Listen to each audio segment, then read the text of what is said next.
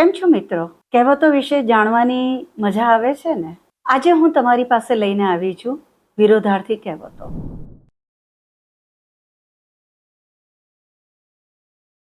તમને વિરુદ્ધાર્થી એટલે તો ખબર હશે. ઊંચું તો એનું વિરોધી નીચું, સુંદર તો એનું વિરોધી કદરૂપું, મોટું તો નાનું.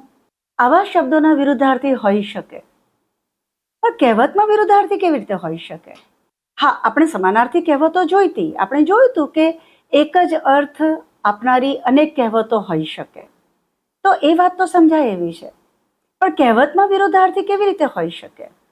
આપણે કેટલું બધું અજાણતા વાપરી બેસતા હોઈએ છીએ. તમે આ કહેવતો નથી જાણતા એવું તો છે જ નહીં, પણ જ્યારે આપણે એને સામસામે મૂકીને જોઈએ ત્યારે ખબર પડે છે કે ઓહો, કહેવતો આ રીતે પણ આપણી સાથે કામ કરે છે.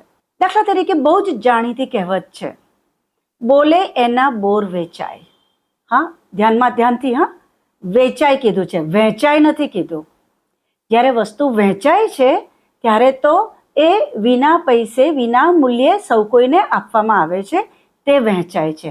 આ તો બોલે તેના બોર વેચાય, એનું સેલિંગ થાય. તો સ્વાભાવિક છે કે તમારે કશુંક વેચવું હોય તો તમારે એનું માર્કેટિંગ કરવું પડે. અને આજનો જમાનો તો માર્કેટિંગનો છે, બધાને ખબર છે. આપણે માસ મીડિયાનો ઉપયોગ જ એના માટે કરીએ છીએ કે આપણે આપણી વસ્તુ, આપણી પ્રોડક્ટ્સ આપણે વેચી શકીએ. જુદી જુદી રીતે બોલીએ છીએ, પણ બોલે એના બોર વેચાય. અહીંયા આગળ માત્ર બોરની વાત નથી, બોર એટલે કોઈ પણ પ્રોડક્ટ. તો બોલે એના બોર વેચાય, આ આપણને સમજાય એવી જ વાત છે. પણ એનાથી જ બિલકુલ જુદી બાબત, જો બોલો છો તો તમને કોઈક લાભ થાય છે, તો એનો અર્થ એવો થાય કે ન બોલો તો આપણી પાસે બીજી કહેવત છે, ન બોલવામાં નવગુણ. મતલબ કે તમે નથી બોલતા તો તમે ગુણવાન છો.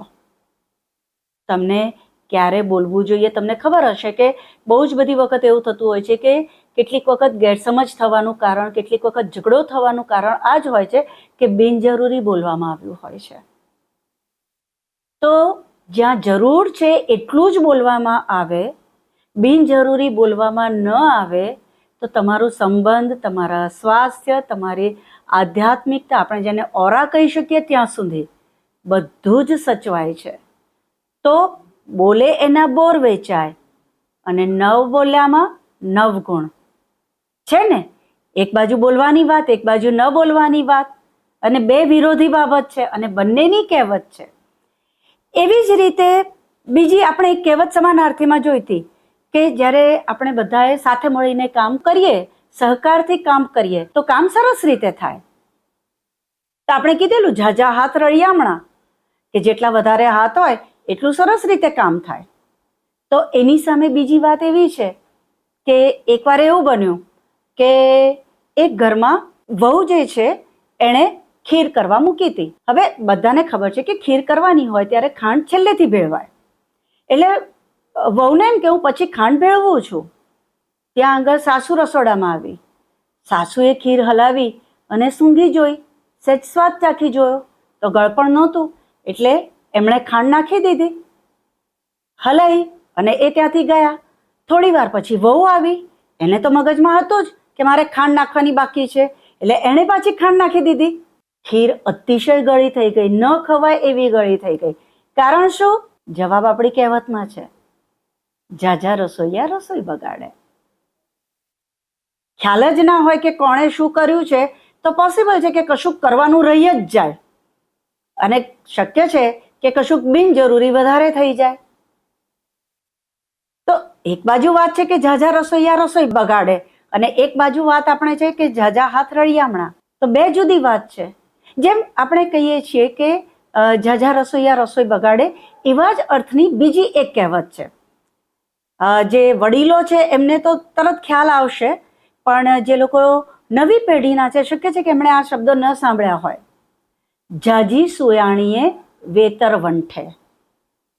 ઝાઝી એટલે તો બહુ બધી, પણ સુયાણી એટલે શું? તો પહેલા ગાયનેકોલોજિસ્ટ નહોતા, એ વખતે દાયણો હતી, એ વખતે સુયાણી હતી. તો જ્યારે એક કરતા વધારે સુયાણી ભેગી થાય તો વેતર વંઠે, એટલે કે ડિલિવરીમાં પ્રશ્નો ઊભા થાય એવું બની શકે.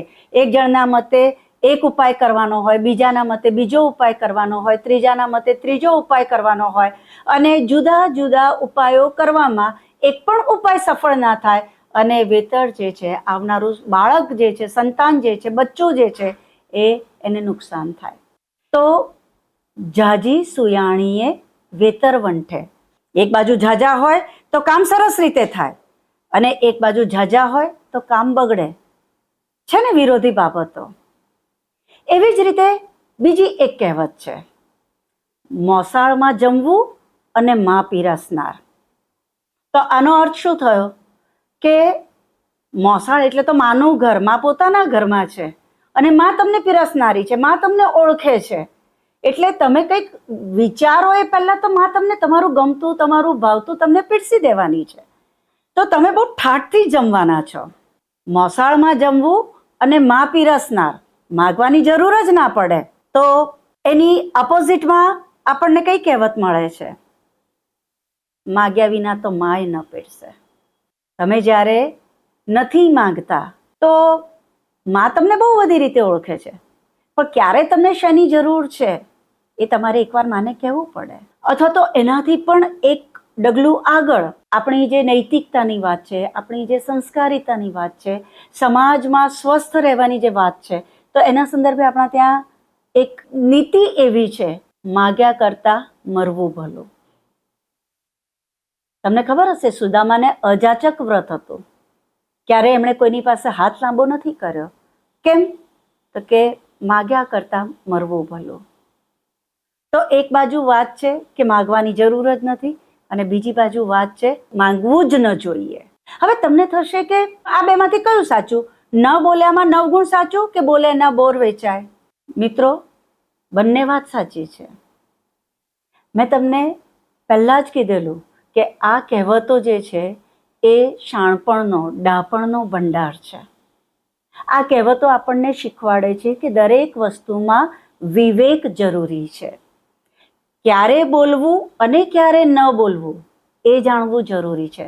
તમારે માલ વેચવાનો છે, જ્યારે તમારે કશુંક પ્રોડક્ટિવ મૂકવાનું છે, ત્યારે જો તમે નથી બોલતા તો તમે તમારી પ્રોડક્ટ્સને વેચી નહીં શકો. તો ત્યાં તમારે બોલવું જરૂરી છે.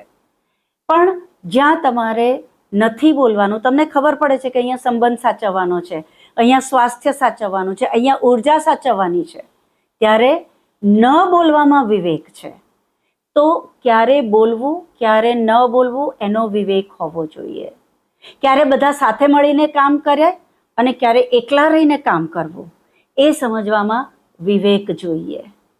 ક્યારે માગવું, કોની પાસે માગવું, કેટલું માગવું, ક્યાં ન માગવું, ક્યારે ન મંગાય, એ સમજવું એ વિવેક છે. અને આ વિવેક આપણને શીખવાય છે આપણી આ વિરોધાર્થી કહેવતો દ્વારા. તો મિત્રો, કહેજો તમને આ કહેવતો કેવી લાગી? તમને આવી બીજી વિરોધાર્થી કહેવતો ખબર છે? તમને હવે ઈમેલ આઈડી ખબર છે? તમે મને ચોક્કસથી મોકલજો. હું તમારા નામ સાથે બધાની સાથે એ શેર કરીશ. તો મોકલશો ને?